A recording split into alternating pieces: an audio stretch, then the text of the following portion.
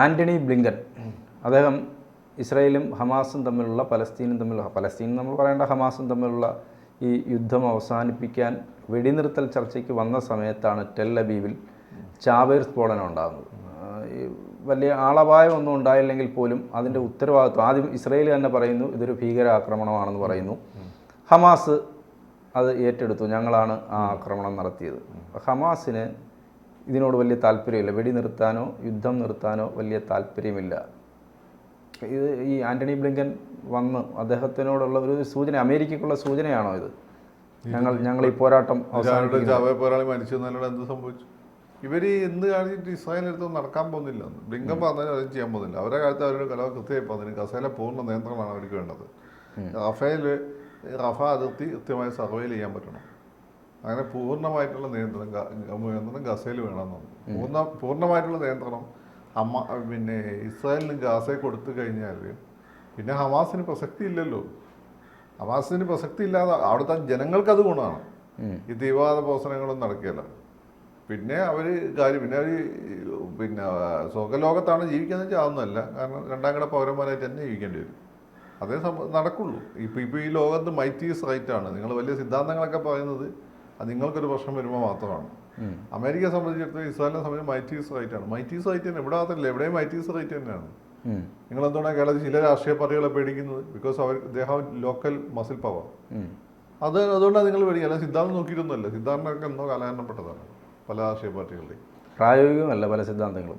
പ്രായോഗികമല്ല. അപ്പോൾ എന്താ പ്രശ്നം എന്ന് വെച്ചാൽ നിങ്ങൾ ഈ ലോക്കൽ മസിൽ മേടിച്ചിട്ടാണ്. ആ മസിൽ അതിനാണ് ഇന്റർനാഷണൽ. അപ്പോൾ നിങ്ങൾ ഈ ലോക്കൽ മസിൽ കാണിച്ചിട്ട് അവരെ ഭീഷണിപ്പെടുത്താൻ മറ്റുള്ളവരെ ഭീഷണിപ്പെടുത്തിയിട്ട് ഇന്റർനാഷണൽ ഇസ്രായേൽ മസിൽ ഫ്ലെക്സ് ചെയ്യുന്ന സമയത്ത് നിങ്ങൾ ഇസ്രായേൽ മര്യാദ കാണിക്കണമെന്ന് എന്ത് ധാർമ്മികത? നോ ധാർമ്മികത അറ്റോൾ. അല്ല, ഈ ഹമാസിന്റെ തലവനുണ്ട്, അദ്ദേഹം രംഗത്ത് വരുന്നതുമില്ല. അയാൾ വരില്ലല്ലോ. വരാതൊന്നും കൊണ്ടല്ല, അയാളെ എവിടാന്നൊക്കെ ഇസ്രായേലിന് അറിയാം. പക്ഷെ അവർ തൽക്കാലം ഇങ്ങനെ പിന്നെ ഈ വന്ന് വെറുതെ വെല്ലുവിളിച്ചാൽ അവർ ഡേ കുറച്ച് കളയും. പെട്ടെന്ന് അവർ പിന്നെ അവരുടെ ശബാത്ത് പെട്ടെന്ന് അവർ തീർക്കും. ശബാത്താണല്ലോ അവർ പ്രാർത്ഥിക്കുന്ന ദിവസം. യൂതന്മാർ ശനിയാഴ്ചയിലെ കർത്താവ് പിന്നെ യഹോവ 6 ദിവസം സൃഷ്ടി നടത്തി 7 ദിവസം ശബാത്താണ്. അത് അവർക്ക് ഭയങ്കര ഒരു പണി എടുക്കില്ല. നമ്മൾ ഇവിടെ നിന്ന് പറയുന്ന പോലെ അല്ല. അവർ നമുക്ക് കുറെ സുഹൃത്തുക്കൾ ഇസ്രായേലുണ്ട്, അവർ പറയും ഭയങ്കര ദിവസമാണ്. അവരിങ്ങനെ ശബാത്ത് ദിവസം ഒരു പ്രത്യേക ഇതൊക്കെ കുത്തിവെക്കുന്നു. പിന്നെ ശബാത്തിന് അവര് വേറെ അവരെ ചാരപ്പണി പോലും ഇല്ലാന്ന് ഒരു പണി എടുക്കില്ല. ഒരു പണിയില്ല. എനിക്ക് മനസ്സിലാക്കാൻ റഷ്യയില് ഇനി റഷ്യ ന്യൂസ് വന്നത് റഷ്യയിലെ പിന്നെ ഇതൊക്കെ ഹാക്ക് ചെയ്യും, സിസ്റ്റം മൊത്തം ഹാക്ക് ചെയ്യും. റഷ്യക്കാർ നോക്കിയപ്പോൾ ഇതിൻ്റെ ഒരു കാര്യം എന്ന് വെച്ചാൽ ശനിയാഴ്ച ഈ പരിപാടി നടക്കുന്നില്ല, ആരും ഹാക്ക് ചെയ്യാൻ ശ്രമിക്കുന്നില്ല. ഈ പ്രകാശത്തിന്റെ മുമ്പ് വന്നൊരു വിവാദമാണ്. അപ്പൊ അങ്ങനെയാണ് അതിന്റെ കാര്യം. അപ്പം ഇവരോട് നിങ്ങൾ അങ്ങോട്ട് ഇതൊന്നും പറയാൻ പോയിട്ടൊരു കാര്യമില്ല. അതായത് ഖത്തറിലെ ദോഹയിൽ നടത്തിയ വെടിനിർത്തൽ ചർച്ചയിൽ ഈ ഹമാസിനോട് പറഞ്ഞിട്ടുണ്ട് ഇതൊരു അവസാനത്തെ ചർച്ചയാണ്. അത് അവർക്ക് മനസ്സിലായി. ഹമാസ് ഇനി മനസ്സിലാകാൻ സമയമെടുക്കും. ഇനി കുഴപ്പം കുറെ കഴിഞ്ഞതൊക്കെ നിർത്തി ഈ ഇവന്മാര് കുറച്ച് കഴിയുമ്പോൾ നാട്ടുകാർ ഇവർക്ക് എതിരാകുമല്ലോ. അന്നപ്പം ഇവന്മാർ മര്യാദക്കാരാൻ തീരുമാനിക്കും. അന്നപ്പം വിചാരിക്കും. ഇപ്പം പലസ്തീൻ പലപ്പോഴും സംഭവിച്ചിട്ടുണ്ട്. ഇപ്പം ആദ്യ ഘട്ടത്തിൽ തന്നെ 60% ഭൂമി ഇവർക്ക് കൊടുക്കാൻ തോന്നുന്നതാണ്. ആർക്ക്? അറബികൾക്ക് കൊടുക്കാൻ തോന്നുന്നതാണ്. പക്ഷേ ഈ 60% ഭൂമി അറബികൾക്ക് കൊടുക്കാൻ, കാരണം UN നിർദ്ദേശം അതായിരുന്നു. ഇതിന്റെ പ്രശ്നം എന്ന് വെച്ചാൽ ഈ 60% ഭൂരിഭാഗം മരുഭൂമിയാണ്. അവിടെ ചെയ്യാൻ പറ്റില്ല, അത് ഇവർക്ക് വേണ്ടാന്ന് പറഞ്ഞു. അന്നപ്പം എന്ത് ചെയ്യും? ഇസ്രായേലൊക്കെ ഞങ്ങൾ മരുഭൂമി എടുത്തോളാം, നിങ്ങൾ നല്ല വെസ്റ്റ് ബാങ്ക് ഒക്കെ 40% എടുത്തോ, അതും പോരാ. അപ്പൊ ഇസ്രായേലിൽ നിന്ന് രാജ്യം അംഗീകരിക്കില്ല. അതിനെ ആദ്യം പറഞ്ഞുകൊണ്ടിരുന്നത്. അങ്ങനെ രാജ്യം സമ്മതിക്കില്ല. പിന്നെ ഈ 7th ഡേ ഭാഗം 6th ഡേ ഭാഗം മറ്റേ കഴിഞ്ഞതിന് ശേഷമാണ് ഇവർ അംഗീകരിച്ചു തുടങ്ങിയത്. ഇസ്രായേലിനെ ഒരു അസ്തിത്വം ഈജിപ്തും ജോർദാനും ഒക്കെ അംഗീകരിച്ചു തുടങ്ങി. ഇപ്പോഴും അംഗീകരിക്കാത്ത രാജ്യമുണ്ട് ഇറാൻ. സൗദി അറേബ്യ അടുത്ത കാലത്താണ് ഇപ്പം അംഗീകരിച്ച് തുടങ്ങിയിട്ടുള്ളത്. സമ്മതിക്കില്ല എന്നാണ് പറഞ്ഞത്. അപ്പം ഇവരോരോ സമയത്ത് ഈ അറബികളുടെ സ്വഭാവം യൂതന്മാർക്ക് അറിയാലോ. ഇവരിത് കണക്കാക്കിയത് ഞങ്ങളിത് ചെയ്തില്ല എന്ന് നിങ്ങൾ പറയരുത്. അതുകൊണ്ട് ആദ്യം ഓഫർ വെക്കും, നിരസിക്കും. PLO കാര്യം അങ്ങനെ തന്നെ. PLO പല സമയത്ത് ഇവർ പല ഓഫറും വെച്ചാണ് സമ്മതിക്കില്ല. ഇവിടെ അതാണ് 10 വർഷം കഴിഞ്ഞിട്ട് അവർ മറ്റേ ഓഫർ വേണം. ഇപ്പം അങ്ങനെ പറയുന്നത് 6th ഡേ പറഞ്ഞ മുമ്പ് ഉണ്ടായിരുന്ന തീർച്ചയായും ഞങ്ങൾ തന്നാൽ മതി. അപ്പോൾ ഇസ്രായേൽ അംഗീകരിച്ചു. പിന്നെ UN കൊടുത്ത് അത്രയും സ്ഥലം വേണ്ട, 6th ഡേ പറഞ്ഞ മുമ്പ് ഞങ്ങൾ അതിൽ എത്ര ഉണ്ടായിരുന്നു അത് തന്നാൽ മതി, അത്രേ പറയുന്നുള്ളൂ. ഇതാണ് സ്ഥിതി. അപ്പോൾ ഇസ്രായേലിന് ഇവരെ സ്വഭാവം അറിയാം. അത് കണക്കാക്കി അവർ കൊടുക്കുക. കുറച്ച് കഴിഞ്ഞാൽ അന്ന് പറഞ്ഞില്ല, ഞങ്ങൾ റെഡിയാന്ന് പറയും. അതായത് ഇസ്രായേൽ നടത്തിയല്ലോ അത്. ഇസ്രായേലിന് മുന്നിലൊരു പ്രോബ്ലം ഉണ്ട്. അത് ഇസ്രായേൽ ഇങ്ങനെ ഹോൾഡ് ചെയ്യുകയും ചെയ്യും. കാരണം ഇസ്രായേൽ ഒരിക്കലും ഇവരെ പൗരന്മാരെ അംഗീകരിക്കാൻ പറ്റില്ല, അറബികളെ ഇപ്പോൾ ഉള്ളത്. അപ്പോൾ ഇസ്രായേൽ എന്ത് ചെയ്യും? ഇവരെ രണ്ടാം കിട പൗരന്മാരായിട്ട് നിർത്തേണ്ടി വരും. അതൊരു ഇൻ്റർനാഷണൽ കമ്മ്യൂണിറ്റിയിൽ മുന്നിൽ അവർക്ക് എപ്പോഴും തലവേദനയായി, മോറലി ഒരു പ്രശ്നമായിരുന്നു. അതൊരു തലവേദനയായിരുന്നു. ഇതൊരു വല്ലാത്തൊരു പ്രോബ്ലമാണ്. അത്ര എളുപ്പമൊന്നും തീർക്കാൻ പറ്റില്ല. പിന്നെ ഈ അറബ് രാജ്യങ്ങളൊക്കെ ശ്രമിക്കുന്നത് അവർക്ക് അവിടെ നിന്ന് അതിൽ നിന്ന് കിട്ടുമെന്നുള്ളതാണ്. സമുദായ സ്നേഹമൊക്കെ എന്ന് പറയുന്നത് ഇവിടെയുള്ള മൗദൂദികളെ പറ്റിക്കാൻ വേണ്ടിയിട്ടാണ്. അവർക്ക് അങ്ങനെ സമുദായ സ്നേഹം പോയി പണിയൊക്കെ പറയും. ഈ അറബികളായിട്ടുള്ള മുസ്ലിങ്ങൾ മറ്റുള്ളവരെ മുസ്ലിങ്ങളെ അംഗീകരിച്ചെന്ന് തന്നെ വിഷയമാണ്. അവരുടെ ആവശ്യത്തിന് അവർ പറയും. പക്ഷെ നിങ്ങൾ അവരുടെ സ്കോളർമാരൊക്കെ വേദിയിൽ നിങ്ങൾ ഇന്ത്യൻ മുസ്ലിമായിട്ട് പോയി നോക്കും, അവൻ മൈൻഡ് ചെയ്യും. ടർക്കിഷ് മുസ്ലിമായിട്ട് പോയി അവന് മൈൻഡ് ചെയ്യില്ല.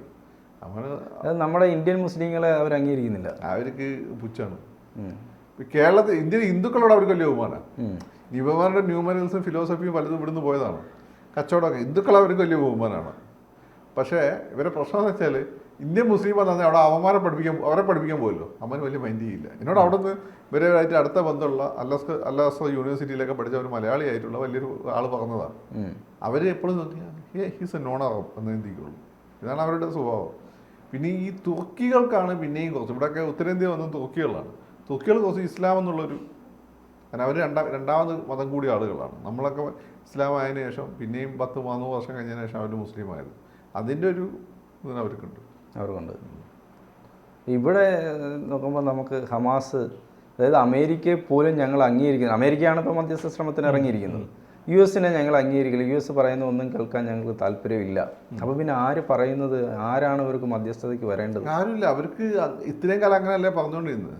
അവർ വിചാരിച്ചത് അമേരിക്കയൊക്കെ ഇവരെ സപ്പോർട്ട് ചെയ്യായിരുന്നു. അമേരിക്കയുടെ താല്പര്യത്തിന് വേണ്ടി സപ്പോർട്ട് ചെയ്യും. അവർ വിചാരിച്ചത് അവർ ക്രിട്ടിക്കൽ ജംഗ്ഷനിൽ അമേരിക്ക സഹായിക്കുന്നു. അമേരിക്ക എവിടെ സഹായിക്കാൻ പോയി പണിയൊക്കെ പോയി. അമേരിക്ക പണ്ട് ജിന്നേനെ വളർത്തിക്കൊണ്ടു വന്നതാണ്.